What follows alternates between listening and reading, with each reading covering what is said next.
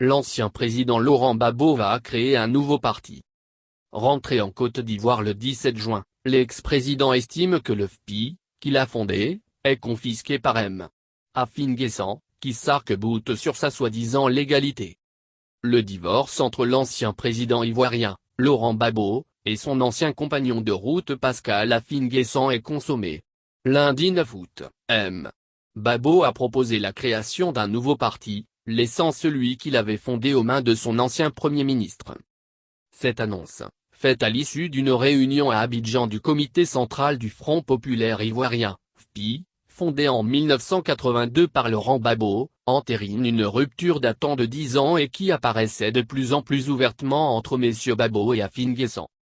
L'ancien président, rentré en Côte d'Ivoire le 17 juin après avoir été acquitté de crimes contre l'humanité par la justice internationale, a eu des mots très durs à l'encontre de son ancien allié et ami. Le FPI, notre seul instrument de lutte politique, est confisqué par M.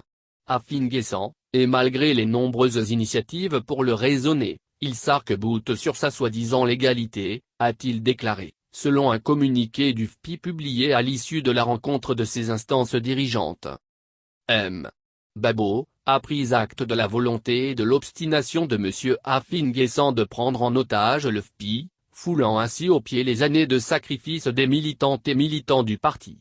Mais il n'entend pas s'engager dans une bataille juridique avec lui et propose donc la création d'un nouvel instrument de lutte conforme à notre idéologie et nos ambitions. Un comité de préparation du congrès constitutif au nouveau parti de Laurent Gbagbo doit être mis en place pour un congrès, qui, selon une source au FPI, devrait avoir lieu en octobre. En voulant créer un nouveau parti autre que le FPI, Laurent Gbagbo prend acte de la transformation historique de la vie politique en Côte d'Ivoire, a réagi auprès de l'agence France Presse, AFP, le politologue Jean Alabro. Ainsi, en réponse à ma demande d'audience, à ma volonté de dialogue en vue de l'unité du FPI, Laurent Gbagbo a choisi la rupture et la division. Il enterre l'espoir qu'avaient nos militants, nos électeurs, nos sympathisants, en l'unité de la gauche, en la réconciliation de notre famille politique, a écrit M. Afin Guessan, dans un communiqué transmis à l'AFP. Pour lui, M. Gbagbo endosse de manière assumée devant nos compatriotes et devant l'histoire la responsabilité du schisme qui marque désormais l'épopée du FPI. Enfin, M. Afin Guessan a dénoncé une décision, dictée essentiellement par la soif de pouvoir et la volonté de revanche et assurée de sa ferme volonté de poursuivre sa mission pour la renaissance du parti en vue de la reconquête du pouvoir en 2025. Un divorce acté la semaine dernière.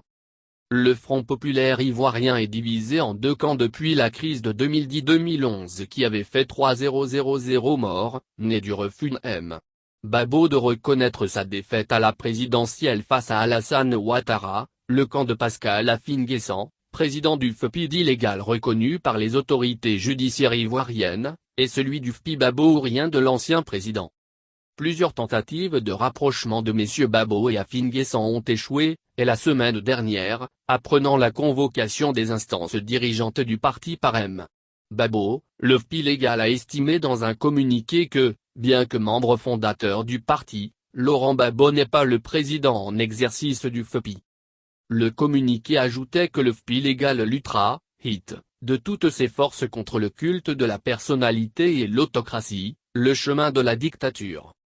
Depuis son retour, Laurent Gbagbo a rencontré de nombreuses personnalités, dont son vieux rival le président Alassane Ouattara, le 27 juillet au palais présidentiel d'Abidjan.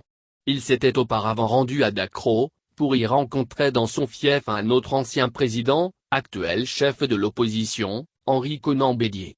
Mais il n'a pas rencontré son ancien compagnon de route Pascal Afin Guessan.